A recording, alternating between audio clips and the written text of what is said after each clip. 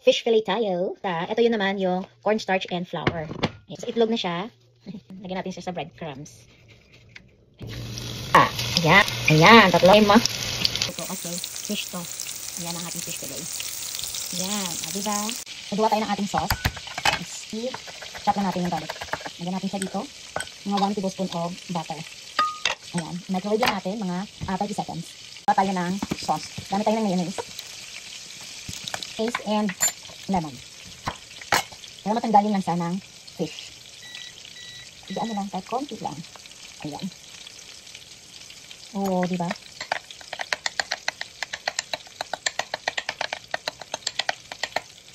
And then, lagyan natin ng konting cilantro. Tara! At then, kasi may garlic butter na tayo para sa ating fish fillet, lagyan tayo ng garlic powder. Ayan. Perfect. Siya. Yan. Na. Ganon. Ito siya po. Yan. Ay! Naano po. Nawawasak. Dahan-dahan lang siya. Sobrang excited. Ayan siya. Ayan. Ang baba. Ayan siya. Ayan siya. Ito siya. Ayan. Ayan siya po. Ito yung garlic butter natin.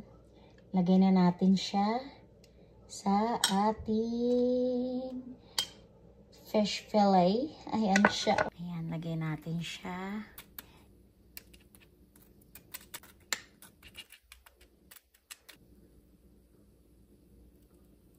Konting garlic na natira, lagay natin sa ating mayonnaise.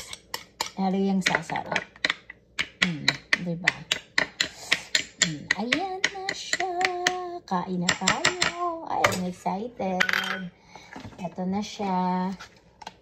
Yung ating fish fillet with lime mayonnaise sauce. Ayan. Tada! Ayan na siya, guys. Diba? So, guys, it's time for taste test. And our fish fillet with garlicky butter. And, smells good because of the garlic. And, lemon mayo with garlic too. So, try natin. Ito lang yung maliit muna. Or this one na lang yung malaki. Lots of garlic. Try natin.